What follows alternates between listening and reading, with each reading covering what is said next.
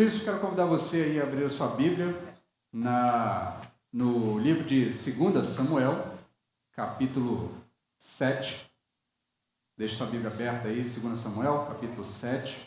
Nós vamos ler esse texto completo, eu vou ler o capítulo todo, por isso eu peço então a sua atenção e a sua paciência. O capítulo não é grande, não é tão extenso assim, mas tem uma certa extensão, então peço a sua atenção. Nós vamos hoje meditar sobre o trono prometido e o rei falho, a necessidade de um Messias perfeito. Estamos na nossa caminhada aí, nessas mensagens alusivas ao Natal, preparatórias para a celebração do Natal, e nesse processo temos acompanhado as promessas de Deus que vão sendo reveladas ao longo do texto bíblico, especialmente o texto veterotestamentário, do Antigo Testamento, caminhando em direção ao momento derradeiro, ao momento especial, ao momento da concretude do nascimento de nosso Senhor Jesus Cristo. Por isso o título da série é do Éden a Belém, do Éden até o Emanuel, até o momento de Deus se manifestar no nosso meio por intermédio da pessoa de Jesus Cristo.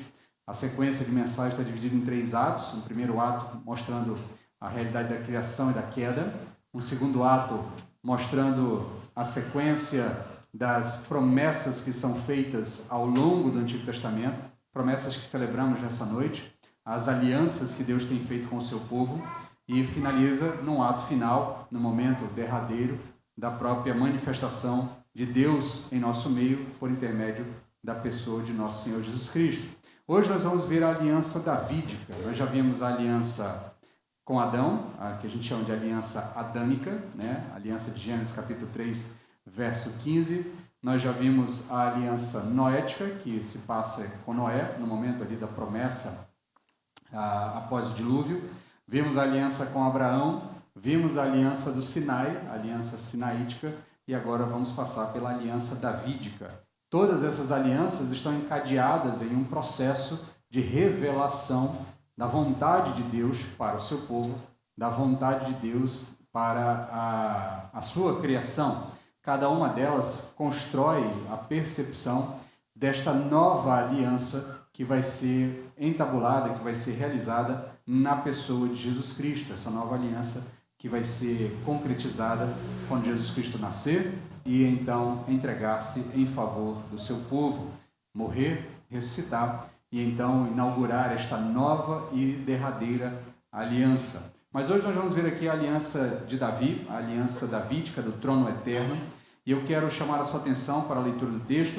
Quero que você faça um esforço de perceber na leitura do texto as nuances do autor, as nuances do narrador, e perceber as belezas escondidas que muitas vezes a gente passa batido no texto. Eu comentei hoje pela manhã na IBD, estava comentando também com a minha esposa, com a Anne, ao longo dessa semana, o como a gente às vezes perde a leitura do texto, porque a gente às vezes lê o texto bíblico apenas como uma espécie de bula de receita, ou uma bula de remédio, tentando achar respostas e soluções para dilemas e problemas nossos, e a Bíblia de fato tem esse tipo de resposta, mas boa parte dessas respostas estão derramadas, emaranhadas em narrativas, em textos, e a narrativa, para que seja bem aproveitada, para que seja bem recebida, precisa se entender todas as belezas e as nuances do texto. Então, quero que você note como Deus se relaciona com Davi aqui, como Deus fala com Davi, para notar uma beleza maior nesse texto. Então, acompanhe comigo a leitura. Nós leremos do capítulo 7, 2 Samuel, capítulo 7, do verso 1 até o verso 29. Tá? Nós vamos nos focar mais ali no centro, né, do texto da aliança, do verso 12 ao verso 16, que é o tópico específico da aliança davídica ali, mas nós vamos ler o contexto todo para ter uma visão mais ampla em que momento que essa relação é feita entre Deus e Davi. O texto começa dizendo: o rei Davi estabeleceu-se em seu palácio, pois o Senhor havia lhe dado descanso de todos os seus inimigos ao redor. Então ele disse ao profeta Natã: estou morando num palácio de cedro, ao passo que a arca de Deus continua numa tenda. Natã respondeu ao rei: vai e faze tudo quanto está no teu coração, pois o Senhor está contigo. Mas naquela mesma noite a palavra do Senhor veio a Natã dizendo: vai e diz ao meu servo Davi, assim diz o Senhor, edificarás uma casa para que eu nela habite? Não habitei em casa alguma, desde o dia em que tirei os israelitas do Egito até o dia de hoje, mas tenho viajado e habitado num tabernáculo. Talvez na sua Bíblia o tabernáculo aí esteja com um asteriscozinho, tá? E esse asterisco aí tem a ver com a ideia de que esse tabernáculo é uma casa, tá? Então Deus já tem dito, olha, a ideia aqui é que Deus está dizendo, eu já tenho minha casa, a casa que eu fiz para mim, né? E aí, continuando no texto, ele vai dizer assim, em todo lugar por onde tenho viajado com todos os israelitas, disse eu por acaso algum dos chefes das tribos aos quais ordenei que cuidassem do meu povo de Israel, porque não me edificais uma casa de cedro? Agora, assim dirás ao meu servo Davi, assim diz o Senhor dos Exércitos, eu te tirei do campo onde cuidava das ovelhas, para que fosse príncipe do meu povo, Israel. Estive contigo por onde andastes, e destruí todos os teus inimigos diante de ti.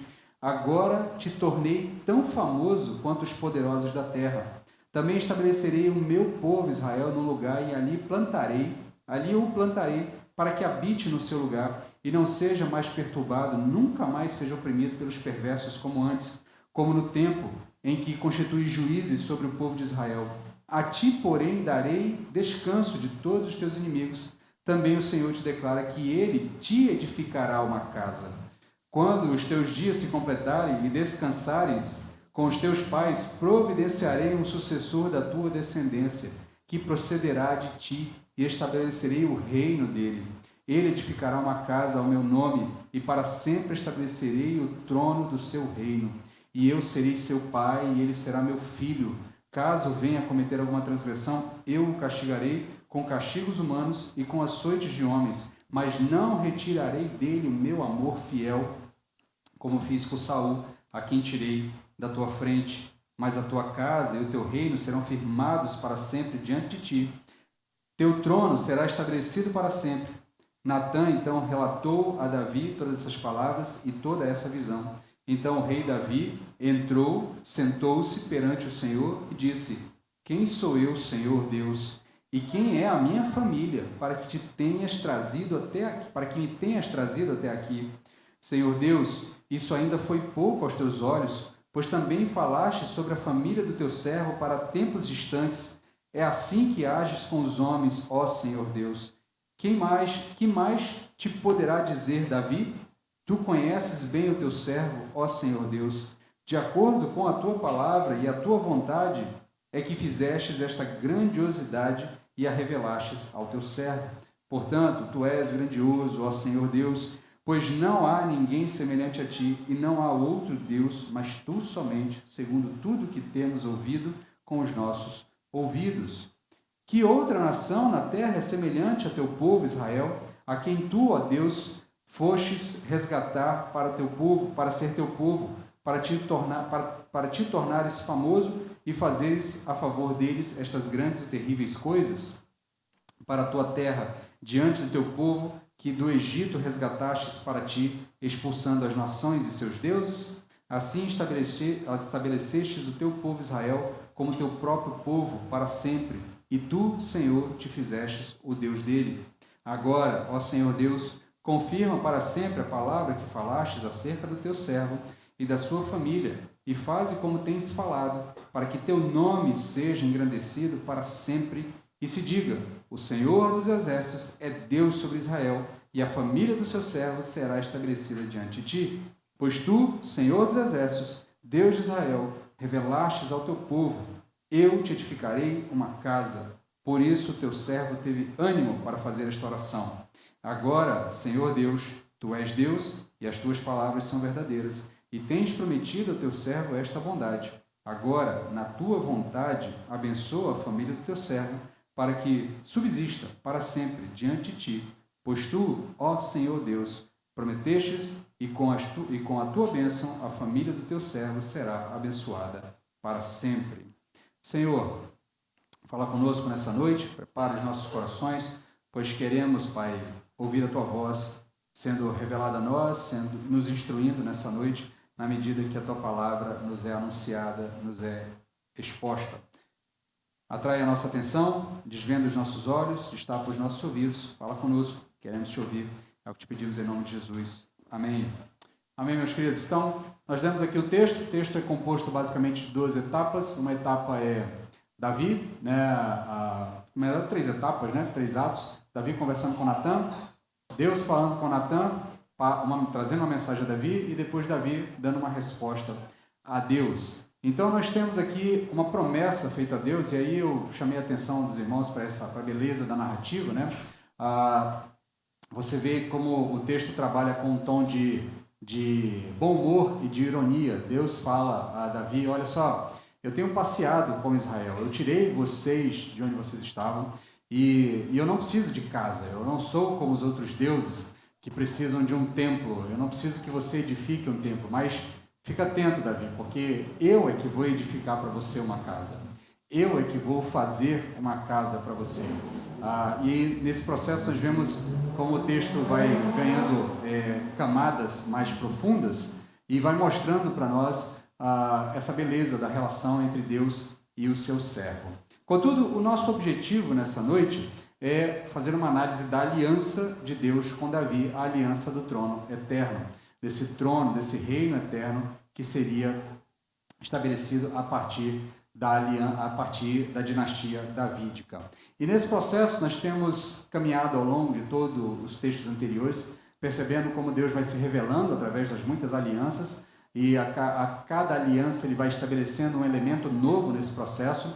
Ele cria o homem, promete salvação, ele condena o homem, condena a criação, mas salva a criação ao mesmo tempo ali no dilúvio, promete a manutenção daquela criação até o momento derradeiro onde a promessa que foi feita lá no Éden possa ser cumprida. Ele mantém essa promessa por intermédio de Abraão, organizando e formando um povo para si. Ele liberta esse povo, nós vimos ali a Páscoa, a libertação desse povo por intermédio da Páscoa que estava preso no Egito, fazendo ali um simbolismo direto com a condição do homem no pecado, preso ao pecado, escravo do pecado, liberto pela substituição. Na medida em que Cristo assume nosso lugar, somos então libertos. Passamos então para a aliança sinaítica, a aliança mosaica ali no Sinai, as leis, Deus agora organizando o seu povo, ensinando o seu povo como esse povo deve ser organizado, deve viver, e Deus agora estabelece o governo desse povo. O reinado já está estabelecido em Israel. Eles tiveram uma primeira experiência com Saul, a experiência é negativa. Deus levanta um novo rei, um rei agora segundo o seu coração, e esse rei então é o padrão para o governo desse povo.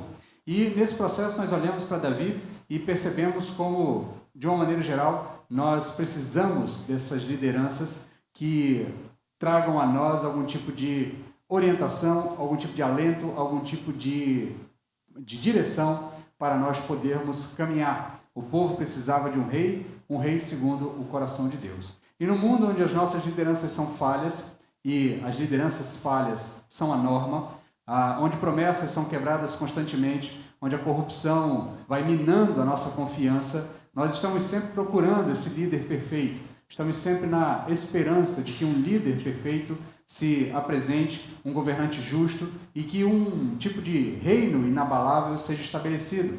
Essa é uma espécie de aspiração universal. Então a humanidade anseia por esse rei que não falha. A humanidade anseia por esse rei que seja perfeito, que seja um reino de constante paz. E hoje nós vamos mergulhar nessa aliança para entender como ela estabelece esse trono prometido. Deus promete esse trono, Deus promete esse reino, Deus promete esse estado onde teremos um rei eterno, um rei perfeito, um rei que não falha. Como eu disse, nós vamos nos focar no texto de 2 Samuel, capítulo 7, especialmente nos versos 12 até o verso 16, e nós vamos ver aqui que esse é um dos textos que é um dos pilares da teologia bíblica, de uma maneira geral, porque ele é uma espécie de divisor de águas na história da redenção, porque até então você tem uma promessa que está muito ligada ao Sinai, à lei, à obediência da lei, mas agora Deus introduz uma nova camada, uma promessa que não está ligada ao Sinai, uma promessa que ultrapassa os elementos do Sinai. Deus começa a dar sinais da apresentação de uma aliança unilateral. Lembra que eu comentei hoje pela manhã mas retorno aqui aos comentários que já fizemos em outro momento. A aliança sinaítica, ela tem um elemento de contrapartida. Deus diz: se vocês fizerem isso, eu farei aquilo. Se vocês não fizerem isso, eu não farei aquilo. Mas Deus começa a construir no imaginário do povo, por intermédio de seus profetas, por intermédio da revelação, que ele está estabelecendo uma aliança independente do outro lado. E a aliança davídica, a aliança do trono eterno, nos promete um rei que, independente de suas falhas, será mantido. Na própria promessa, Deus diz: ainda que ele falhe, eu o punirei, né? Fala desse descendente, ainda que ele falhe, eu o punirei, mas não tirarei dele a minha promessa. Ele permanecerá sendo aquele que estará sentado no trono. Então, nesse processo, nós vamos agora analisar o texto de uma maneira geral, especialmente aqui dentro do foco da aliança davídica, da aliança do trono eterno, e nós vamos então entender um pouquinho mais desse contexto, né? Como eu já disse, Davi é tido pelo povo como esse rei segundo o coração de Deus. Ele é levantado no meio de um estado caótico. Saul era o rei escolhido pelo povo, mas Saul já estava titubeando na sua forma de lidar com a vontade de Deus e com o governo do povo. O povo está no momento de luta contra seus inimigos. Davi emerge como um herói da nação, vence o gigante Golias, né? Se estabelece como um grande guerreiro, se estabelece como um herói da nação. Com o tempo, ele é ungido. A partir do momento que ele é ungido como rei, começa ali um processo de disputa pelo poder entre Saul e ele. Saul acaba perecendo, ele então é elevado ao poder, e Davi leva a cabo a ordem dada por Deus de expulsar todos os inimigos. Tanto é que o texto abre com essa informação dizendo que naquele momento Deus havia dado a Davi descanso das batalhas. Davi havia vencido todos os seus inimigos. Davi estava agora em um tempo de paz. E aí Davi, ali tranquilo no seu palácio, olha para o seu palácio, olha para as belezas que estão ao seu redor, um palácio de cedro, e ao mesmo tempo ele olha para a Arca da Aliança, que ainda está numa tenda, e o coração dele é movido por um desejo piedoso, um desejo até bastante compreensível. Olha, se eu estou num trono, se eu estou num palácio de cedro, por que o Senhor dos Exércitos ainda está numa tenda? Por que ele está ali num ambiente meio quase que circense, né? Num ambiente precário, e eu estou aqui estabelecido em um ambiente de conforto e de opulência? O Senhor dos Exércitos merece muito mais do que isso. E aí então ele fala com Natã, profeta, que é seu amigo, né? Ao longo do texto da narrativa da vida de Davi, nós vamos ver bastante interação entre Natã e Davi, uma relação de amizade que se demonstra em diversos momentos. E o profeta, é interessante que o profeta nesse momento fala mais como amigo do que como profeta. No primeiro momento, quando ele ouve Davi, no coração do profeta ele diz assim: realmente faz sentido, Davi vai e faz de acordo com o que você está pensando, porque Deus é contigo, afinal de contas ele te deu vitória sobre todos os seus inimigos, então Deus vai abençoar a sua empreitada de construir um templo para o Senhor. E aí Deus fala com o profeta naquela noite, e é interessante porque tem todo um elemento de ironia da parte de Deus aqui, dizendo: olha, eu te tirei lá do meio do pasto, você era um pastor de ovelhas, eu te tirei de lá, eu que te fiz príncipe em Israel, eu que te fiz vitorioso sobre teus guerreiros, eu entreguei os teus inimigos diante de ti, eu sou soberano, eu não preciso de você para fazer uma casa para mim. Eu não preciso da sua preocupação com o meu estado de moradia. Eu não estou desalojado. Eu não sou um Deus que depende de um templo para se sentir agraciado. Muito pelo contrário. No contexto, quando ele vai dizendo ali que ele, desde que tirou o povo de Israel do Egito, ele tem viajado com o povo, a ideia mais ou menos é que Deus está transmitindo no texto, ele vai dizer, a sensação é mais ou menos essa: olha, eu gosto dessa relação, eu tenho viajado com Israel, mais ou menos como se eu estivesse de carona, vocês estão peregrinaram pelo deserto, e eu peregrinei com vocês, eu caminhei com vocês, isso para mim é prazeroso, estar aqui, estar lá, e ao mesmo tempo Deus está dizendo: olha, eu não tenho um local fixo, eu não tenho um local fechado, um local onde você vai me encontrar, porque eu sou soberano, eu estou em todo lugar, eu sou o Senhor sobre todas as coisas. E aí Deus inverte o processo. O interessante aqui, a ironia vai se avolumando, né? O elemento de graça do texto vai se avolumando, Porque Deus olha para Davi e diz assim, olha, quem vai fazer casa para alguém sou eu.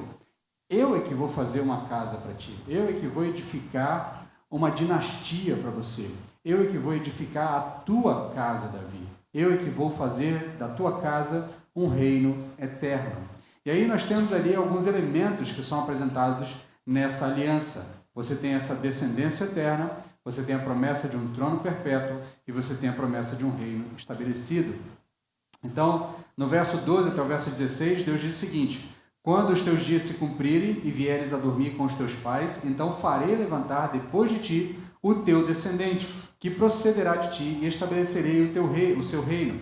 Este edificará uma casa em meu nome, ao meu nome, e eu estabelecerei para sempre o trono do seu reino. Eu lhe serei por pai, e ele me será por filho, e se ele cometer iniquidade, eu o castigarei com vara de homem e com açoites de filho de homens, mas a minha benignidade não se apartará dele, como tirei de Saul, a quem tirei diante de ti. Porém, a tua casa e o teu reino serão firmados para sempre diante de ti. O teu trono será estabelecido para sempre. Então Deus promete 3 coisas a Davi aqui. Ele promete uma descendência eterna, um sucessor que viria do próprio Davi. Inicialmente, a compreensão é que se trata de Salomão. Salomão, de fato, edifica o templo do Senhor, mas Salomão, como nós vamos ver mais à frente, Salomão falha, Salomão cai, Salomão tropeça. Os reis que vieram depois de Salomão, tanto quando na dinastia do Reino do Norte quanto nas dinastias do Reino do Sul, vão titubear. No Reino do Norte, todos vão fazer aquilo que não é da vontade de Deus, e no Reino do Sul vai haver ali uma oscilação, mas todos eles são falhos. Nenhum deles, de fato, concretiza este personagem, esse elemento, essas características específicas. Deus também promete uma descendência eterna, um trono perpétuo e um reino estabelecido. O trono perpétuo, o reino desse descendente seria estabelecido para sempre, e o reino estabelecido, a casa de Davi e o seu reino seriam firmados eternamente. E é importante notar aqui, porque essa expressão para sempre, ela é repetida em todos os momentos. Então essa não é uma promessa condicional, não é uma promessa que está no mesmo patamar da promessa mosaica, da aliança mosaica, é uma promessa incondicional da parte de Deus. Deus diz, olha, eu garanto que para sempre este reino permanecerá, este rei reinará para sempre e este trono será para sempre inabalável. Então Deus garante a continuidade dessa linhagem real de Davi e a eternidade do seu trono. E perceba como os textos vão conversando entre si, as alianças e as promessas vão conversando. Lá no início, a promessa é da semente, é a semente que vai ser da mulher, que vai vir e vai esmagar a cabeça da serpente. Mais para frente, nós temos ali, na aliança com Abraão, de novo, uma promessa de semente, descendência. E aqui, mais uma vez, Deus repete de novo essa aliança incondicional, essas 3 alianças que têm um elemento de incondicionabilidade, né? É Deus que garante tanto a promessa de Adão, como a promessa de Abraão. Deus promete, olha, vai vir um descendente de você, e esse descendente abençoará todas as nações. Lá para Adão, diz, da semente da mulher vai vir o descendente que esmagará a cabeça da serpente. E aqui para Davi, mais uma vez, da tua descendência virá aquele que governará para sempre. De novo, Deus mantendo a sua promessa inabalável de restaurar a realidade da humanidade a partir das suas promessas incondicionais. Então, essa promessa da linhagem davídica é garantida. E aí você tem aqui o contraste, né? Deus promete um rei perfeito, mas as sucessões de Davi não são perfeitas. Então, nós temos aqui um contraste, a realidade dos reis humanos. Nós temos falhas, nós temos morte e nós temos fraqueza moral. A história subsequente de Israel é rica nisso e é um testemunho doloroso dessa falibilidade humana. O próprio Davi vai falhar. Davi, ainda que tenha sido chamado de o rei segundo o coração de Deus, vai falhar, e aí, como dizem os mais jovens, né, vai falhar miseravelmente, né, lá no evento com Batseba, né, ele falha com Batseba, ele falha com Urias, ele falha com o povo, ele falha com Deus. Então Davi, ainda que seja o rei segundo o coração de Deus, ele ainda é um homem falho, ele não é esse rei eterno, ele não é esse rei perfeito. Salomão, seu filho, também, embora tenha tido um começo promissor, vai também em um determinado momento falhar. vai ceder às tentações da vida palaciana e dos prazeres de uma vida terrena, vai ceder à tentação das curiosidades naturais da vida, vai tentar buscar razão em muitas coisas, ainda que no fim dos seus dias ele reconheça que só há valor no temor ao Senhor. Ele peregrinou perdidamente por outros caminhos, tropeçando e fazendo e levando o povo de Deus a tropeçar também. E aí os reis que seguem a partir de Salomão, seu filho, os seus descendentes, os reis do Reino do Norte, todos eles vão falhar e falhar de maneira bastante contundente, e esses reinos vão acabar colapsando, vão ser derrotados, vão ser exilados, o Reino do Norte vai ser completamente destruído, o Reino do Sul ainda retorna para casa, mas mesmo assim ele não retorna aos dias anteriores. Então, como é que poderia a promessa de Deus ser verdadeira diante de tanta infidelidade, de tanta incapacidade do homem de cumprir esta promessa? Afinal de contas, é de um descendente de Davi que Deus está falando. Se todos os seus descendentes até então são absolutamente inaptos a cumprir essa realidade, então é necessário nós encontrarmos um descendente que de fato seja o descendente que preenche todas essas características. E aí nós temos a conexão direta com a pessoa de Jesus Cristo. Essa aliança davídica, ela é cumprida na própria pessoa de Jesus Cristo. O texto do Evangelho de Mateus, capítulo 1, verso 1, começa apresentando Jesus Cristo como... O texto começa dizendo: livro da genealogia de Jesus Cristo, filho de Davi, filho de Abraão. Então Jesus é apresentado como este filho de Davi, como este descendente que viria cumprir esta promessa, e também como o mesmo descendente que viria cumprir a promessa que é feita a Abraão. E esse mesmo Jesus, lá no momento da cruz, vai dar cumprimento àquela profecia, a profecia de Gênesis, dizendo que da semente de Eva viria aquele que esmagaria a cabeça da serpente, ainda que a serpente lhe ferisse o calcanhar. Jesus na cruz é ferido, ele morre, mas ao ressuscitar, ele derrota e destrói os inimigos do Senhor, aqueles que se levantaram contra o Senhor, o próprio inimigo e a morte como um todo. Então, a pessoa de Jesus Cristo, ela se encaixa perfeitamente nesse cumprimento. Jesus é o filho de Davi. Jesus é o filho de Abraão. Jesus é o filho de Eva. Jesus é a promessa que cumpre todas essas características. Jesus é o Rei eterno. Jesus é aquele que se assenta num trono eterno, que governa de forma eterna, é justo e é perfeito. Então, o Novo Testamento não deixa dúvidas sobre essa identidade, a identidade desse rei. Como eu disse, Mateus abre o livro dizendo que Jesus é filho de Davi, filho de Abraão. E esse título, filho de Davi, se torna o principal título messiânico, reconhecendo Jesus como herdeiro legítimo ao trono de Davi.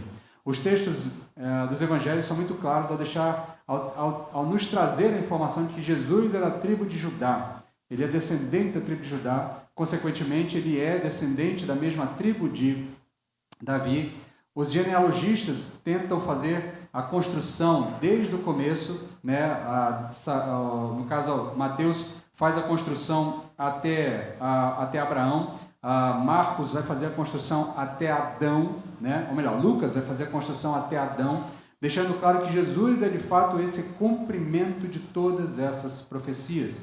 Então Jesus Cristo é o descendente de Davi, que não comete iniquidades, que não comete falhas, cujo reino é verdadeiramente eterno. Ele é o rei perfeito que a aliança davídica prometeu. Ele é o único que pode de fato edificar a verdadeira casa de Deus. Ele é que edifica esta verdadeira casa de Deus. Lembra que em determinado momento, quando está no embate com os fariseus, Jesus olha para o templo, os fariseus fazem ali uma tentativa de fazer uma pegadinha com Jesus, né? Eles estão diante do templo de Herodes.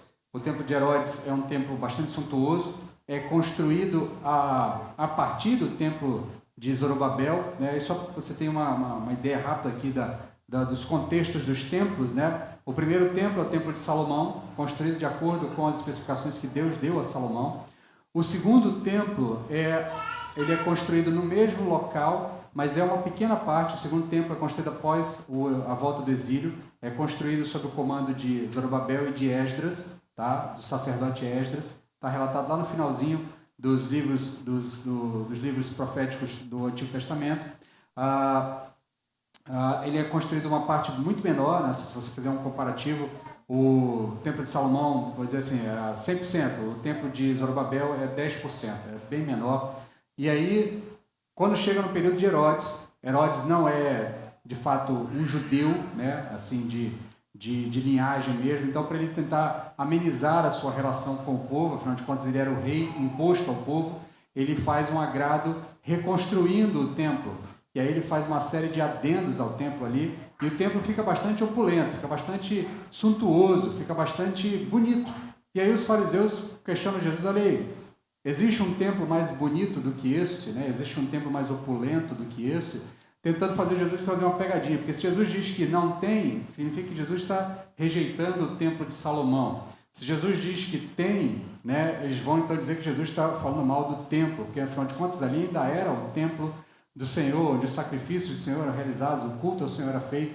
E aí Jesus está ali, eles tentam colocar Jesus numa pegadinha, e Jesus diz: olha, esse templo aí não é nada, esse templo será destruído e será reconstruído em 3 dias. E ele está falando da pessoa dele, porque Jesus é esse templo eterno de Deus. Jesus é esse templo perfeito. Jesus é a personificação dessa promessa. A promessa feita a Davi se cumpre integralmente na pessoa de Jesus. E a fidelidade de Deus às suas promessas não dependia da fidelidade de reis humanos, mas da sua própria soberania e do seu plano redentor, que culminaria na pessoa de Jesus Cristo. Diante do texto, diante do entendimento de que essa promessa não diz respeito aos filhos de Davi, mas diz respeito ao Filho de Davi, que é a pessoa de Jesus Cristo, nós precisamos aprender algumas coisas desse texto. Então, primeiro, a primeira lição que nós podemos aprender desse texto é que a aliança davídica, ela nos é apresentada como uma promessa de um reino eterno. Essa promessa não é apenas uma promessa da continuidade da dinastia de Davi, mas ela é a promessa de um reino eterno, um reino de paz. Essa promessa nos ensina que Deus não apenas promete um Salvador, mas Ele também promete um rei que governará com justiça e com retidão para todos sempre. A promessa abraâmica de uma bênção para todas as nações encontra sua forma real e governamental na promessa davídica. O texto bíblico nos dá a entender e nos apresenta a ideia de que em um determinado momento o Senhor Jesus, e aí dependendo das disputas teológicas ou das interpretações teológicas, a gente pode interpretar isso desde já ou a partir de um momento futuro, mas o ponto é que o texto bíblico deixa muito claro que Deus, na pessoa de Jesus Cristo, governa todas as nações. Então, nesse sentido, a gente cantou hoje: todas as nações virão e se apresentarão diante do Senhor, o Rei das nações será temido e é o Rei que governará todas as nações. Esse Rei é Jesus Cristo. Esse reino se concretiza na pessoa de Jesus Cristo. Então, essa é uma promessa de um reino que não terá fim, um reino que não será abalado por falhas humanas, pois o seu fundamento é o próprio Deus e o seu rei é o próprio Filho de Deus. Diante disso, diante do que aprendemos, nós precisamos olhar para nós mesmos e procurar notar o que o texto extrai de nós, o que o texto deflagra em nós, o que o texto desnuda no nosso próprio comportamento. E diante disso, eu acho que o texto fala muito a nós, especialmente em tempos modernos, sobre a nossa constante busca por messias humanos e a nossa desilusão nas expectativas que depositamos sobre homens falhos. A nossa tendência humana é buscar segurança e esperança em líderes visíveis, em sistemas políticos, em figuras carismáticas. Nós notamos alguma coisa de errado em nós quando nós depositamos a nossa confiança, a nossa esperança em messias modernos, em messias humanos, que arvoram para si a condição de serem salvadores de um povo. E, na verdade, sejam eles líderes políticos, sejam eles líderes religiosos, sejam líderes ideológicos, ou até mesmo nós mesmos, colocando em nós mesmos a confiança da nossa salvação, a confiança do reino de nossas vidas, a confiança do governo de nossos dias, quando, na verdade, nós somos chamados a descansarmos no Rei eterno, no reino e no governo do Rei eterno. Então, muitas vezes, nós nos iludimos, seja com lideranças políticas, seja com lideranças eclesiásticas, seja com lideranças humanas, temporais, esperando que elas resolvam os nossos problemas, quando os nossos problemas serão resolvidos pelo Rei Eterno, por aquele que de fato é inerrante, infalível. Esse Rei Eterno é que de fato pode trazer a nós essa esperança eterna. Então nós somos chamados a olhar para a experiência de Israel, que esperou que esses reis que vinham de Davi fossem esse Rei Eterno. Nenhum deles se concretizou, na medida em que eram homens e falhos e por isso tropeçaram na sua própria finitude, na sua própria falibilidade. A falha dos reis de Israel e a falha de todos os líderes humanos reflete a nossa própria falha em reconhecer que a nossa esperança não pode estar em carne e osso, mas somente no Rei que não falha. A nossa esperança deve estar somente no Rei que não falha. Nós não podemos, não devemos, não somos chamados a depositar a nossa esperança naqueles que são falíveis, porque são homens, são pecadores, podem cair, podem tropeçar. Nesse processo, então, nós somos chamados a levar a nossa esperança e a nossa confiança única e exclusivamente para o Rei que não falha. Como é que nós podemos corrigir isso à luz da Bíblia? Reposicionar a nossa esperança para Cristo. A nossa esperança tem que ser reposicionada e a correção para esse erro fundamental de esperar nos homens alguma solução deve ser tida a partir do momento em que nós reposicionamos a nossa esperança para a pessoa de Jesus Cristo. A correção para esse erro fundamental é reposicionar a nossa esperança e confiança de líderes humanos para Cristo. Cristo é o Messias perfeito. A Bíblia deixa claro que Ele é aquele que não falha, Ele é aquele que governará de maneira perfeita, Ele é aquele que governará as nossas vidas da melhor maneira possível. Então, quando nós nos submetemos ao governo de Cristo, quando nós nos submetemos a nossa esperança ao governo dele em nossas vidas, nós podemos descansar num Rei que não vai falhar, num Rei que não vai tropeçar, num Rei que não vai frustrar as nossas expectativas. Como é que nós podemos viver esse aprendizado em nossas vidas? Nós precisamos nos submeter e esperar unicamente por esse Rei, e é desse Rei que se estabelecerá em nossa realidade. Como é que nós vivemos esse aprendizado? Vivemos ele na nossa vida cotidiana, de maneira inicial, nos submetendo a Cristo como o único Rei de nossas vidas, como único, de fato, como única autoridade, de fato, sobre nossas vidas. Nós devemos manter uma atitude crítica com as outras lideranças, obviamente não desesperada, no sentido de largar a mão e achar que está tudo derrotado, então vivermos em uma realidade de escapismo. Nós somos chamados a nos engajar com a sociedade, somos chamados a votar conscientemente, somos chamados a cobrar as nossas autoridades, mas nós não somos estimulados a depositar nelas a nossa esperança de salvação para as nossas vidas. Nós somos chamados a depositar a nossa esperança unicamente em Cristo Jesus. Ainda que o mundo lá fora esteja um caos, ainda que os nossos governantes caminhem em direção à derrocada e à destruição e ao caos estabelecido, sobre nossas vidas ainda reina um Rei perfeito. Sobre nossas vidas ainda reina um Rei infalível. Sobre nossas vidas ainda governa aquele que não falha. Então a nossa esperança continua ativa, continua grande, continua focada naquele que não falha. Então, nós devemos manter uma atitude crítica, mas não desesperada, diante das falhas dos líderes humanos e dos sistemas humanos, sabendo que o reino de Cristo é o único que prevalecerá.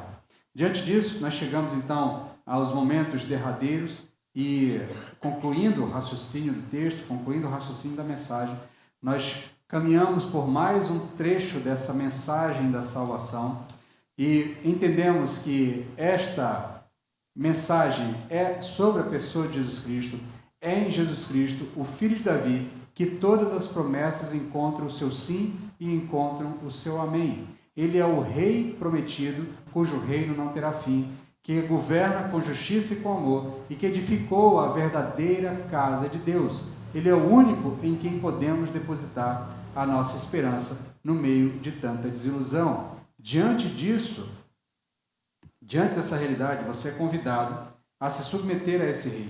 Se você ainda não se submeteu a esse Rei, você é convidado a submeter a esse Rei, a depositar a sua esperança nesse Rei. E o dia é hoje.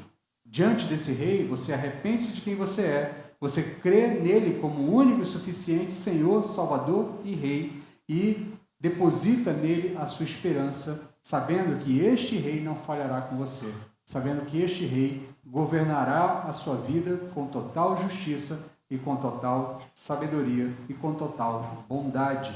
A vontade desse rei é boa, perfeita e agradável. Ele é a nossa esperança, é nele que depositamos a nossa confiança. Esse Deus que nós temos revelado ao longo das mensagens, essa esperança que temos anunciado ao longo de todas essas mensagens, ela culmina e ela se concretiza na pessoa de Jesus Cristo. E esse Jesus Cristo convida você a reconhecê-lo como seu rei. Esse Jesus Cristo convida você a se submeter ao seu reinado, a reconhecer que este reinado é o melhor reinado que pode haver para a sua vida. Nenhum outro rei pode ser melhor para a sua vida. Nem mesmo você pode ser um rei melhor para a sua vida do que o próprio Senhor Jesus Cristo. Que nessa noite o Espírito Santo de Deus convença você desta realidade e que você possa confessar Jesus Cristo como seu Senhor e Rei, Senhor, Salvador e Rei. Quero convidar você a baixar a sua cabeça, fechar os seus olhos, para juntos orarmos, encerrando esse momento. Senhor, ajuda-nos, Pai, a nos submeter à Tua autoridade e à Tua manifestação como Rei sobre nós. Ajuda-nos a depositar a nossa esperança neste Rei que não falhará. Ajuda-nos a desviar a nossa esperança, muitas vezes, de homens e de líderes falhos, líderes humanos, que certamente tropeçarão, que nos decepcionarão, que falharão, farão aquilo que muitas vezes é da sua própria natureza, a natureza de pessoas falhas, de pessoas pecadoras. Mas nós queremos depositar a nossa esperança única e exclusivamente no Rei que não falha, no Rei eterno, em nosso Senhor Jesus Cristo. Se porventura há entre nós nessa noite alguém que ainda não tenha reconhecido Jesus Cristo como seu único Rei, Salvador e Senhor, que o Teu Santo Espírito, que pode convencer do pecado, da justiça e do juízo, trabalhe nos corações nessa noite. Que o Teu Santo Espírito convença aqueles que têm que ser convencidos. Que o Teu Santo Espírito retire os corações de pedra e coloque o coração de carne. Que o Teu Santo Espírito sopre vida sobre ossos mortos e restitua vida àqueles que estão mortos espiritualmente. Nós confiamos no Teu poder, confiamos na Tua soberania, confiamos nesse Rei eterno, para todos sempre, no nome de quem nós oramos. Amém. Amém, meu Deus.